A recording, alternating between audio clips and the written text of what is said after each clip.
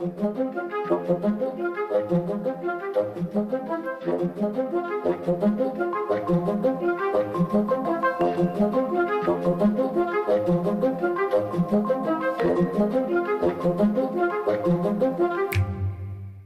famous story is that of Li Xouying.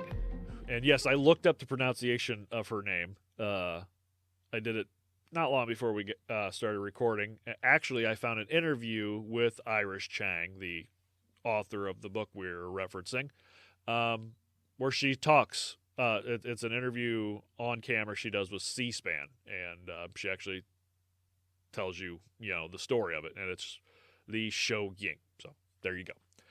Now, this woman might honestly be my new hero. All right.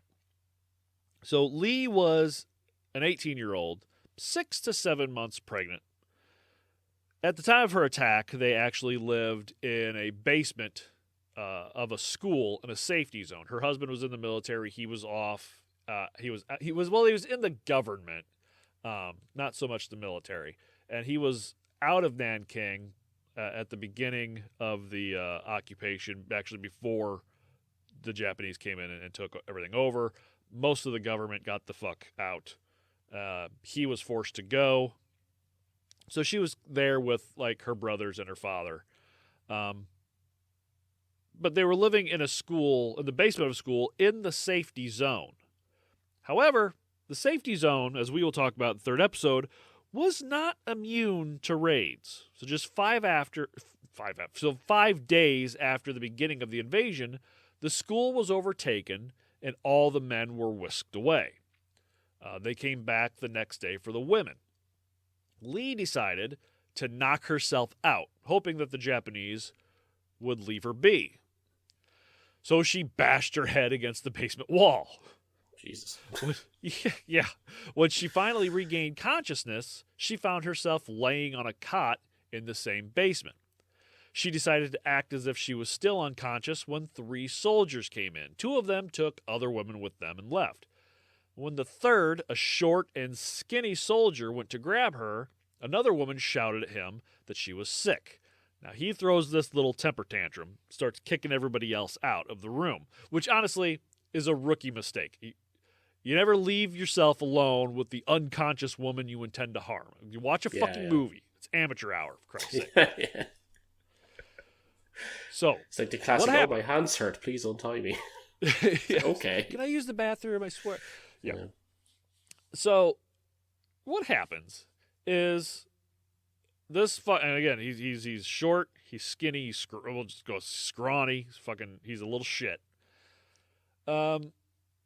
Li grows up with no female influence in her life. Her mother died when she was young. So she grows up with her dad and her brothers. So she's quite the tomboy, somebody who can handle herself. So when this shit of a soldier is looking her over, getting ready to do whatever he wants to do, she jumps up and grabs the bayonet off of his belt. He grabs her arm that is holding the one that has grabbed the bayonet. Yeah. So with her other arm, with her other hand, she grabs his collar, pulls him in close, and bites him right on the arm, through his uniform, as hard as she fucking can. When you said bayonet at first, I thought you were about to say a different B word. And then when you said collar, I thought you were saying a different word too. No, not quite. That would have been a smart play all the same. That would have been great too. So she's biting him. He's screaming. He kind of pushes her off. She goes to the wall, and then he attacks her, tries to get his bayonet back. And they fight for the bayonet for a while. Next thing you know, they're rolling around on the ground, and she pins him down, and she's getting ready to kill him when he starts screaming like the little bitch that he is, and his 2 soldier buddies come running in. She stands up, grabs the soldier, and the other 2 start stabbing at her with their bayonets. Well, this soldier's so fucking tiny, and she's just so fucking tough, that she picks him up off the ground and starts using him as a fucking shield, moving him back and forth, up and down. So they're doing everything they can to not stab him, but still stab her. Yeah, so trying to stab her, yeah. So she's ducking and weaving for a while. They do eventually get a few good stabs in on her. They actually end up slicing her face. One of the bayonets knocks out a bunch of her teeth.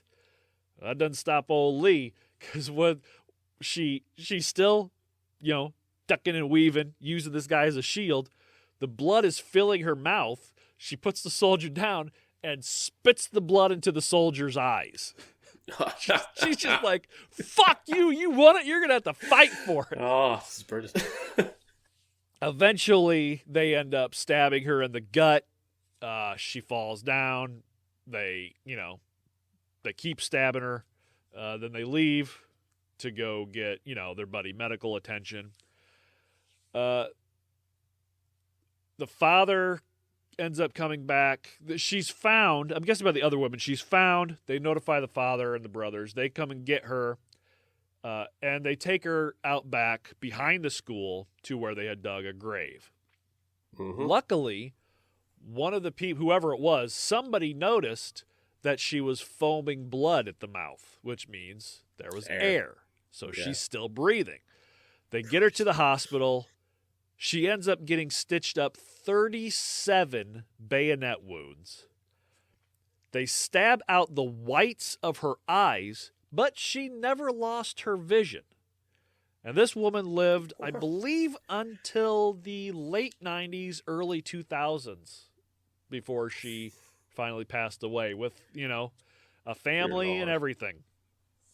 I believe she lost the baby, though, that she was pregnant with at the time. Wouldn't be surprised. Yeah. She lived with scars all over her face and her body for the rest of her life. Obviously, she had a big hole inside of her nose that would drain mucus all the time. Her eyes would tear up for no reason.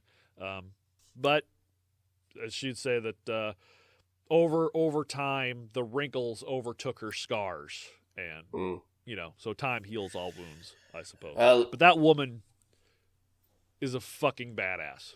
I've learned one thing from doing this podcast so far is that Chinese people are hardcore as hell. Because the Ling Chi guy, now this woman, they're probably both sitting there kind of looking at you going, yeah, that's respect, right. That's right.